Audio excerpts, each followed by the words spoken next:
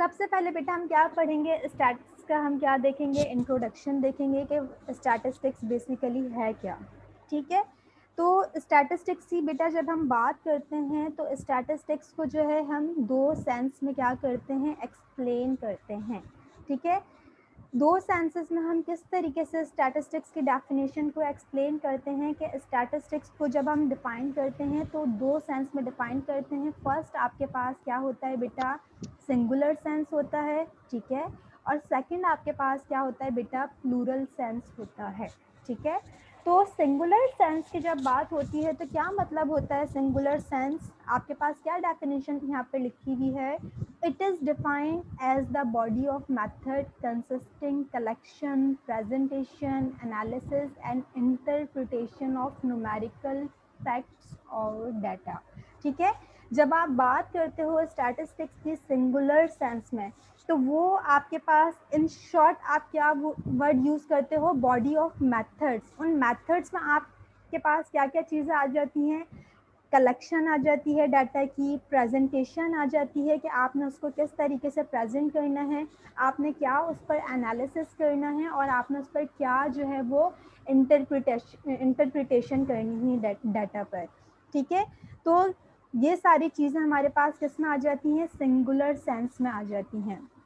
ठीक है, जब आप बात करते हो स्टैटिस्टिक्स इन प्लूरल सेंस, ठीक है, इन प्लूरल सेंस में आपके पास क्या आ जाता है, स्टैटिस्टिक्स की क्या डेफिनेशन आ जाती है, it is defined as the aggregates of numerical facts. ठीक है, जब आप बात करते हो स्टैटिस्टिक्स की तो स्टैटिस्टिक्स को डिफाइन किया जाता है aggregates of numerical facts. Mean बेटा आपने माइक्स म्यूट कर दो। ठीक है, मीन्स कि अगर हम प्राइजेस की बात करें तो हमारे पास statistics of prices, wages, weights, means के जो भी हमारे पास एक कलेक्टेड डाटा है, ठीक है, तो वो हमारे पास किस में आ जाता है, प्लूरल सेंस में आ जाता है। सिंगुलर सेंस में आपके पास स्टैट्स की क्या डेफिनेशन है, आपके पास मेथड्स आ जाते हैं स्टैट्स के, जो आप आगे पढ़ोगे कि स्टैटिस्टिक्स में जब आप बात करते हो तो आपके पास कौन कौन से मेथड्स होते हैं डाटा कलेक्शन के, प्रेजेंटेशन हम किस तरीके से डाटा करते हैं। जब भी हम स्टैट्स में प्रेजेंटेशन कलेक्शन की बात करते हैं तो हमारे पास डिफरेंट सोर्सेज होती हैं कि आपने सैम्पलिंग के थ्रू कौन कौन सी सैम्पलिंग, डिफरेंट सैम्पलिंग होती हैं कि किस किस तरीके से जो है वो आप डाटा कलेक्ट कर सकते हो।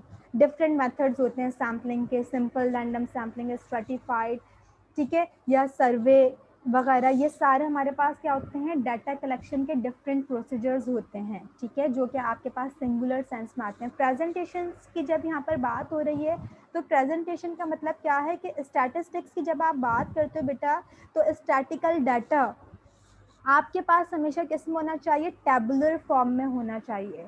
ठीक है, मीन्स के जिस भी डाटा पर आप काम कर रहे हो तो उसका आपके पास क्या होना चाहिए, एक टेबुलेटेड फॉर्म में होना चाहिए।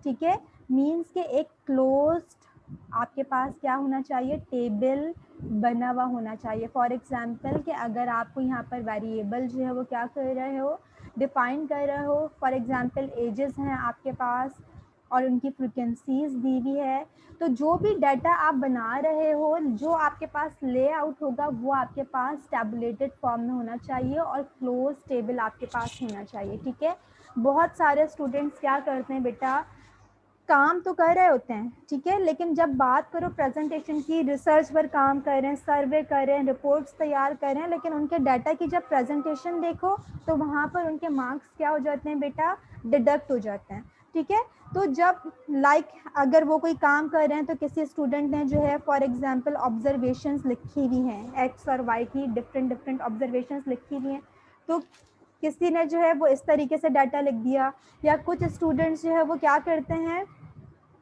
मार्जिन की भी ड्रॉ करने की भी जहमत नहीं करते। ठीक है, तो ऐसे नहीं करना। स्टैटिस्टिक्स में जो है वो प्रेजेंटेशन बहुत मैटर करती है कि जो भी आप जिस भी डाटा पर काम कर रहे हो उसको आप प्रेजेंट कैसा कर रहे हो, क्या वो देखते ही जो भी आपका सुपरवाइजर है उसको समझ आ रहा है कि आपने किस डाटा पर काम किया, आपके डाटा का लेआउट कैसा है, ये सब चीज़ें क्या करती हैं, बहुत मैटर करती हैं स्टैटिस्टिक्स में। ठीक है, और ये आगे जो है वो हम डिस्कस भी करेंगे जब हम कलेक्शन के प्रोसीजर लर्न करेंगे और किस तरीके से हमें डाटा को प्रेजेंट करना होता है, तो ये आगे भी हम क्या करेंगे, डिस्कस करेंगे। ठीक है। एनालिसिस की जब आप बात करते हो तो एनालिसिस में बेटा हमारे पास डिफरेंट आप टॉपिक्स पढ़ोगे। मेजर ऑफ सेंट्रल टेंडेंसी एक ह्यूज टॉपिक्स हैं जिनकी बेस पर आप क्या करते हो, जो भी आप जिस भी डाटा पर आप काम करना चाह रहे हो उनकी बेस पर आप क्या कर सकते हो, एनालिसिस कर सकते हो। तो एनालिसिस में जो अभी आप लोग बेसिक में पढ़ोगे तो आपको क्या लर्न कर सिखाया जाएगा, mean central tendencies find out करना सिखाई जाएंगी। सेंट्रल टेंडेंसीज से मुराद कि मीन किस तरीके से फाइंड आउट करना है, एवरेज, मीन मतलब एवरेज किस तरीके से फाइंड आउट करना है। Different measure of central tendencies होती हैं हमारे पास। ठीक है। मेजर ऑफ डिस्पर्जन पढ़ोगे कि वेरिएंस, स्टैंडर्ड डेविएशन, ये सब चीज़ें आपने किस तरीके से चेक करनी है कि आपके डाटा जो भी आपने कलेक्ट किया है उसका मीन क्या आ रहा है, उस डाटा में वेरिएशंस क्या आ रही हैं। ठीक है। तो ये सारी वो डाटा जो है कौन से डिस्ट्रीब्यूशन को फॉलो कर रहा है, ये सारी चीज़ें जो है हमारे पास किस में आ जाती हैं, एनालिसिस में आ जाती हैं। ठीक है। देन हम क्या करते हैं, इंटरप्रिटेशन, बहुत इम्पॉर्टेंट है। ठीक है। किस तरीके से इम्पॉर्टेंट है, जब आप किसी प्रोजेक्ट पर काम कर रहे होते हो, ठीक है, तो वहाँ पर स्टूडेंट्स हर चीज़ में मेहनत करते हैं, डाटा कलेक्शन में मेहनत करते हैं, प्रेजेंटेशन पर मेहनत करते हैं, एनालिसिस पर भी मेहनत कर लेते हैं। लेकिन जब बात आती है किसकी बेटा, इंटरप्रिटेशन की, तो इंटरप्रिटेशन में जो है वो जो काम उन्होंने पूरा किया होता है, मीन्स के इन शॉर्ट स्टेटमेंट्स जो है वो करेक्ट नहीं लिखते।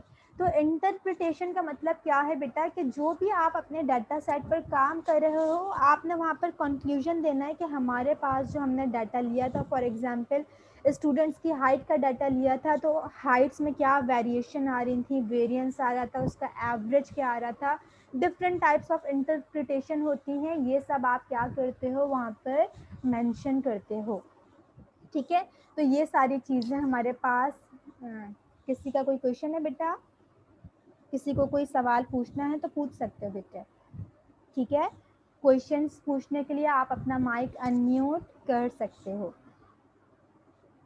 अब देखो बेटा, फर्दर आपके पास क्या लिखी हुई है, स्टैटिस्टिक्स की कैरेक्टरिस्टिक्स के आपके पास जब आप बात करते हो। अच्छा, इसके अलावा एक और बात बेटा, पूरे 2 साल आप लोग जो सब्सिडरीज जिनके पास होती है स्टैटिस्टिक्स, तो पूरे 2 साल वो कोर्स पढ़ लेते हैं, लेकिन उनको स्टैटिस्टिक्स की स्पेलिंग वो सही नहीं लिखते। इन द एग्ज़ाम मेरे पास पेपर्स आ रहे होते हैं, स्टेट्स लिखा हुआ होता है, तो बड़ा दुख होता है बेटा ये देखकर कि 2 साल बच्चों ने कोर्स पढ़ा और एग्ज़ाम्स में वो स्टैट्स को लिख रहे होते हैं स्टेट्स, या बहुत सारे स्टूडेंट्स स्टैट्स की क्या लिख रहे होते हैं, स्पेलिंग गलत लिख रहे होते हैं। ठीक है। तो एक सबसे पहले मुझे ये बात बतानी थी, मैं भूल गई। तो बेटा जब भी आप स्टैटिस्टिक्स जो कोर्स आप पढ़ रहे हो तो उसकी स्पेलिंग आप जो है बेटा वो यहाँ पर देख सकते हो, स्टैटिस्टिक्स, करेक्ट प्रोनाउंसिएशन इसकी ये है। ठीक है। और क्या स्पेलिंग है वो आप देख सकते हो। ठीक है। जो कोर्स आप पढ़ रहे हो आपको उसको प्रोनाउंस करना और उसकी स्पेलिंग भी ठीक पता होनी चाहिए। अब आ जाए बेटा कैरेक्टरिस्टिक्स ऑफ स्टैटिस्टिक्स पर। ठीक है। आपके पास यहाँ पर फर्स्ट कैरेक्टरिस्टिक्स क्या लिखी हुई है स्टैट्स की, it is aggregate of facts. ठीक है। क्या मतलब it is aggregate of facts? ठीक है। इसका मतलब ये है कि एक सिंगल आइसोलेटेड फिगर को जो मैं स्टैटिस्टिक्स नहीं कह सकती। फॉर एग्जाम्पल अगर मैं बात करूं, मेरे पास कोई डाटा है जिसमें नंबर ऑफ बर्थ बताई हुई है 1।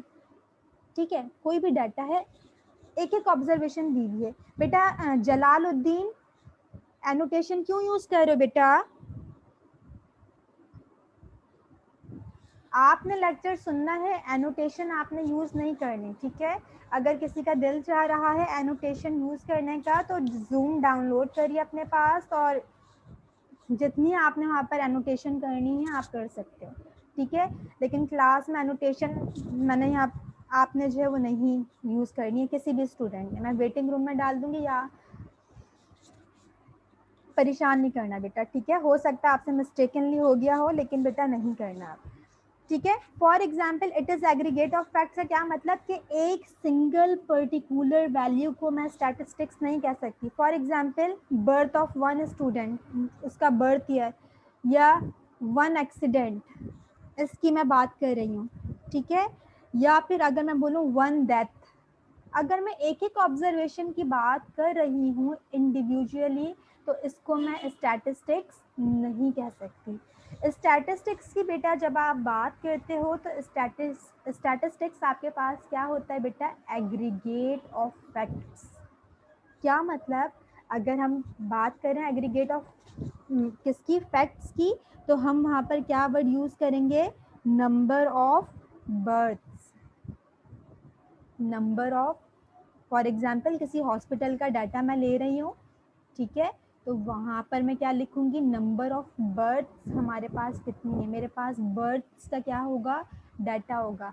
या लेट सपोज अगर मैं किसकी बात कर रही हूँ, डेथ्स की बात कर रही हूँ, तो डेथ्स आपके पास एक दिन में कितनी डेथ्स हो रही हैं, उसका आपके पास कोई डाटा अगर आप कलेक्ट करते हो, तो ये हमारे पास क्या होती है, स्टैटिस्टिक्स होती है, ठीक है।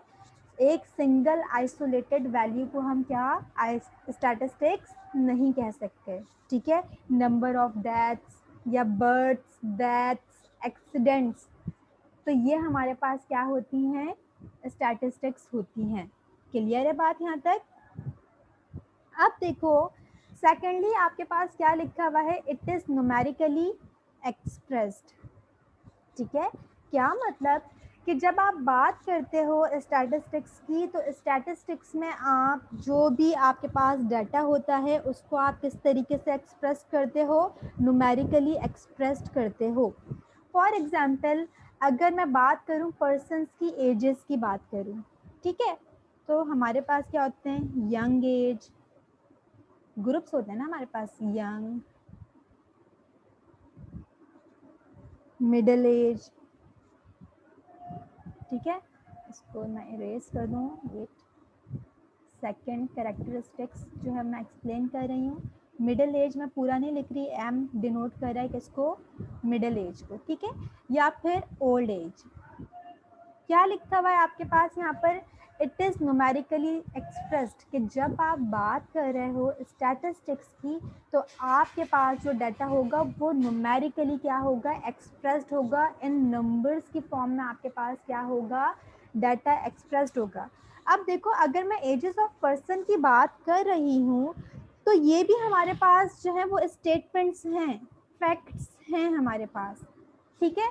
लेकिन मैं इसको स्टैटिस्टिक्स नहीं कह सकती, क्योंकि स्टैटिस्टिक्स की क्या है, ये कैरेक्टरिस्टिक्स हैं कि आप वहाँ पे जो आपके पास डाटा होता है वो न्यूमेरिकली एक्सप्रेस्ड। जो मुदस्सिर अली जी बेटा बोलिए,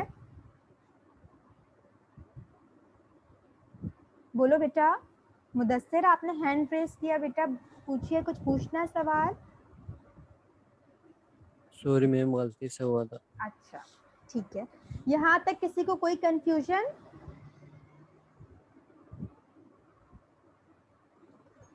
अगर किसी को बेटा कोई कंफ्यूजन नो तो मैम। बता देना, ठीक है। अब देखो ये भी हमारे पास क्या है, कुछ स्टेटमेंट्स हैं या फैक्ट्स हैं, लेकिन मैं इसको स्टैटिस्टिक्स नहीं कहूँगी। कि फॉर एग्जांपल मेरे पास कोई डाटा है, उस पर लिखा हुआ young, middle age, old, young, middle age, old, कोई भी आपने डाटा कलेक्ट किया, ठीक है। लेकिन अगर मैं यहाँ पर ये लिख दूँ, किसी को 8 इयर्स में लिख दूँ, ठीक है। आपकी बुक में भी अगर आप लोगों ने बुक्स परचेज कर ली हैं, तो वहाँ पर भी ये सब चीज़ें मेंशन हैं, आप वहाँ पर भी देख सकते हो, ठीक है। इसी तरह मैं बोल दूँ 30 इयर्स, या ओल्ड में मैं लिख दूँ क्या, 60 इयर्स, ठीक है।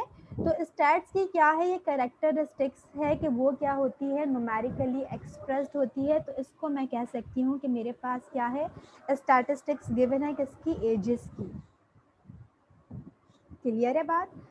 अब देखो देन आपके पास क्या लिखा हुआ है, statistics is are affected by variety of causes, ठीक है। बहुत सारे कॉजेस होते हैं जिनकी वजह से हमारे पास स्टैटिस्टिक्स क्या होती है, अफेक्ट करती है। फॉर एग्जाम्पल अगर मैं बात करूं थर्ड कैरेक्टरिस्टिक्स जो है वो मैं आपको क्या कर रही हूँ, एक्सप्लेन कर रही हूँ, ठीक है। फॉर एग्जाम्पल अगर बात की जाए किसकी, prices of commodities are affected by supply. अगर मैं बात करूं किसी भी कमोडिटी की प्राइस, कमोडिटी मतलब कोई भी चीज़, कोई भी गुड्स, ठीक है, अगर मैं उनकी प्राइजेस की बात करूं तो प्राइजेस ऑफ कमोडिटीज अफेक्ट करती हैं किससे, सप्लाई पर, सप्लाई से। किस तरीके से कमोडिटीज, किस तरीके से कमोडिटीज माइक म्यूट कर दो अपना। किस तरीके से जो है वो स्टैटिस्टिक्स की प्राइजेस जो है, स्टैटिस्टिक्स जो है वो अफेक्ट करती है वैरायटी ऑफ कॉजेज से। फॉर एग्जांपल यहाँ पर मैंने बात की कि commodities, price of commodities affected by supply.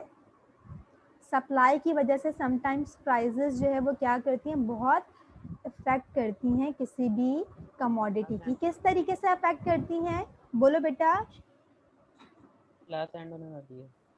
Class and होने वाली है बेटा, मुझे पता है, ठीक है।